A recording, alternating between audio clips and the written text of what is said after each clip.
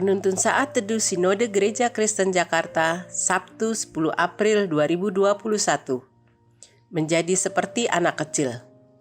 Pembacaan Alkitab hari ini terambil dari Matius 18 ayat 3-4. Aku berkata kepadamu, sesungguhnya jika kamu tidak bertobat dan menjadi seperti anak kecil ini, kamu tidak akan masuk ke dalam kerajaan surga.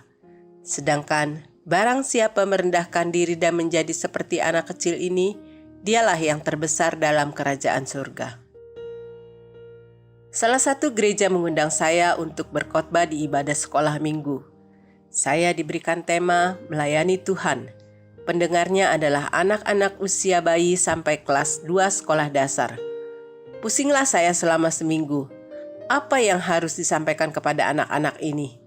Sebagai hamba Tuhan yang sering mengajar para remaja, pemuda, dan dewasa, yang paling sulit adalah mengajar di sekolah minggu. Untuk mengajar anak kecil, kita harus menyelami dunia mereka. Kita mengenali karakteristik anak kecil. Bisa saja kita mengajar mereka seolah-olah seperti anak kecil.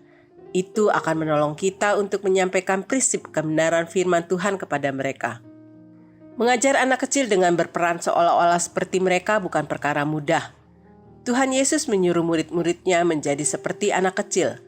Konteks perintah Tuhan ini adalah hal menempatkan diri di bawah pemerintahan Allah.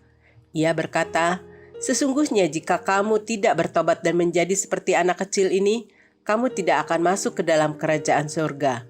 Sedangkan barang siapa merendahkan diri dan menjadi seperti anak kecil ini, dialah yang terbesar dalam kerajaan surga. Apa arti ucapan itu? Di ayat 3, Yesus mempertentangkan menjadi seperti anak kecil dengan tidak bertobat.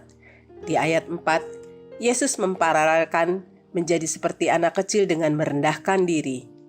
Menjadi seperti anak kecil di sini diartikan sebagai sikap gantung kepada Tuhan. Kita merasa tidak tahu tentang Tuhan, lalu membuka diri terhadap masukan dari Tuhan. Menjadi anak kecil artinya belajar merendahkan diri di hadapan Tuhan. Kebalikannya adalah merasa diri tahu tentang Tuhan. Kemudian merasa tidak perlu pengampunan Tuhan. Akhirnya menutup diri terhadap masukan dari Tuhan. Itu digambarkan oleh Yesus sebagai keadaan tidak bertobat. Mau sepandai, sekaya, atau sebaik apapun kita di hadapan Tuhan, kita adalah orang-orang yang memerlukan anugerah pengampunannya. Sesungguhnya Dia telah memberikan pengampunan itu kepada kita di dalam Kristus Yesus. Sudah seharusnya kita merendahkan diri di hadapan-Nya. Merendahkan diri dapat dilakukan dengan cara mempercayakan atau menyerahkan diri kita sepenuhnya di dalam Dia. Mempercayakan atau menyerahkan diri artinya melakukan segala perintah-Nya dengan mengandalkan kekuatan dan pimpinan Roh Kudus. Kabar baiknya adalah kita akan merasa aman seperti anak kecil yang berada di dalam perlindungan Allah.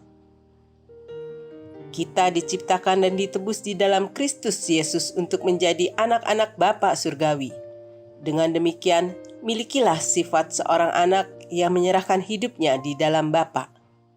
Tuhan Yesus memberkati.